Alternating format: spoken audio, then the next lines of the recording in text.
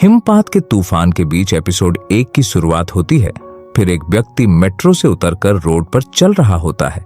ठंड से बचने के लिए उसने अपने पूरे शरीर को कपड़ों से ढक रखा होता है। तभी राहगीरों का एक समूह उसे रोककर पूछता है, क्या तुम लिन यांग हो? वह नहीं, शायद आपको गलतफहमी हुई है, कहकर वह वहां से जाने लगता है। कुछ दूर जाने के बाद वह शख्स वापस लौटता है और उन लोगों को बताता है कि स्नोस्टॉर्म की वजह से मेट्रो सेवा बंद है, इसलिए आपको कोई टैक्सी बुक कर लेनी चाहिए। दरअसल वो लिन यांग ही होता है, जो कि फॉर्मर प्रोफेशनल स्नूकर प्लेयर है और वे लोग उसके फैंस होते हैं। इसी तूफान की दूसरी तरफ एक लड़की जिसका नाम यिन गुओ है, वह अपने भाई मेंग को जल्दी चलने के लिए कह रही होती है।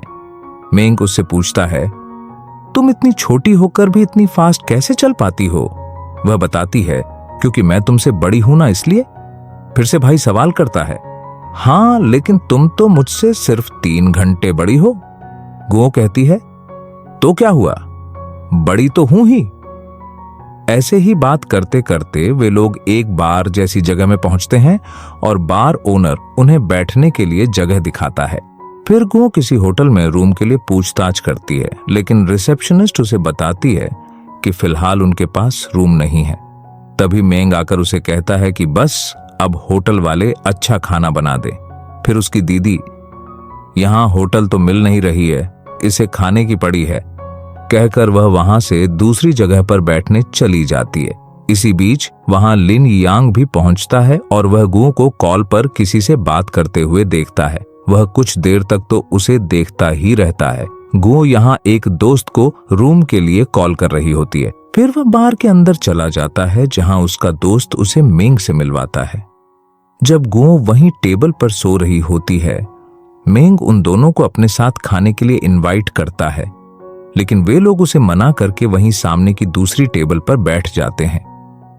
जब मेंग अपनी बहन को जगाता है तो वह ठीक सामने लिन को देखती है, जो उसे बताता है कि बिल उसके ऊपर है।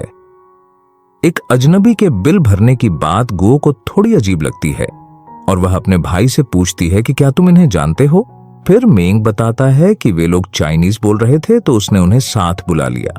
अब तक व्यूअर्स को यह तो समझ आ जाता है कि वे लोग चाइना में नहीं, किसी फॉरेन देश में हैं, जो कि वास्तव में फिनलैंड होता है।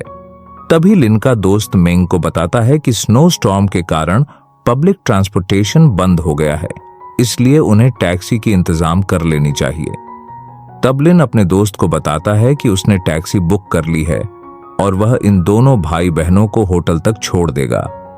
भाई तो तुरंत तैयार हो जाता है, लेकिन बहन हिचकिचाते हुए उन्हें बताती है कि उन्हें ये तकलीफ करने की जरूरत नहीं है। फिर लिन कहता है, लिफ्ट देने में कैसी तकलीफ? लिन का दोस्त उसे भरोसा दिलाते हुए कहता है कि वह भी उसके भाई जैसे ही है, और फिर वह मेंग को लेकर वॉशरूम चला जाता है। गो लिन से थोड़ा सस्पिशियस होकर सवाल पूछती है कि क्या वह यहाँ स्टूडेंट है या फिर काम करता है। लिन स्टूडेंट होने की बात कहकर उसे अपनी आईडी कार्ड, स्टूडेंट कार्ड और पासपोर्ट दिखाता है। घबराई हुई गुओ को उसकी तीनों आईडी कार्ड में एक ही नाम देखकर थोड़ी तसल्ली मिलती है। वह सोचती है, चलो बंदा जेन्युइन ही होगा, लेकिन अभी भी वह कंफ्यूज्ड ही लग रही थी। तभी लिन का दोस्त आकर पूछता है, क्या बात है, इतनी देर में नंबर भी एक्सचेंज हो गई क्या? वह गुओ को बताता है, यह लड़का बहुत चालू है, स्टूडेंट आईडी से कुछ नहीं होता, तुम्हें तो इसकी चाइनीज आधार कार्ड मांगनी चाहिए थी। कुछ देर बाद कार आ जाती है। लिन कहता है, तुम लोग सामान गाड़ी में रखो, मैं बिल पे करके आता हूं। जब वे लोग सामान गाड़ी में रख रहे होते हैं, गुओ चुपके से गाड़ी की नंबर प्लेट की फोटो खींच लेती है। उसे पता नहीं था कि लिन उसके सामने खड़ा होकर देख रहा है। कार में बैठकर लिन ड्राइवर से कहता है कि उन्हें स्नो सिटी होटल जाना है। ड्राइवर उन्हें बताता है कि फिलहाल शॉर्टकट रास्ते बंद हैं, उन्हें लॉन्ग रूट से ही जाना पड़ेगा। कुछ देर बाद वे लोग होटल पहुंच जाते हैं। लिन लड़की को बताता है कि यह जगह शहर से दूर है, तो उन्हें सावधान रहना चाहिए। गुओ उसे इतनी मदद करने के लिए थैंक यू बोलती है। तभी उसका भाई आकर लिन को सोशल साइट पर कनेक्ट होने के लिए रिक्वेस्ट करता है। इसके बाद लिन बाय कहकर वहां से चला जाता है। घर लौटने के बाद लिन अपने दोस्त को दरवाजा खटखटाकर बुलाता है। वह फोन भी करता है, लेकिन नींद में खर्राटे ले रहा उसका दोस्त अंदर से कोई जवाब नहीं देता। आधी रात को लिन वहीं के एक चाइनीज रेस्टोरेंट में चला जाता है। अंदर जाने पर वह रेस्टोरेंट ओनर से कहता है, आप मेरे लिए बेड की तकलीफ मत कीजिए, मैं यहीं सोफे पर सो जाऊंगा। इधर दोनों भाई बहन होटल में अपने अपने बेड पर लेटे हुए बातें कर रहे होते हैं। मेंग उससे पूछता है, क्या तुमने लिन भाई को आईडी दिखाने को कहा था? गुओ बोलती है, हाँ, लेकिन उसने खुद ही दिखाई थी। वैसे मुझे नहीं लगा था कि वह पहले जेंगी यूनिवर्सिटी में पढ़ता था। अगली सुबह रेस्टोरेंट वाले अंकल लिन के लिए नूडल्स बनाए होते हैं। फिर उसे कहता है, मैंने तुम्हारे 2 लाख रुपए ट्रांसफर कर दिए हैं, चेक करके देख लो। दरअसल लिन ने ये पैसे उसे उधार दिए थे। अब उसे पैसों की जरूरत थी तो उसने उन्हें वापस लौटाने के लिए कहा था।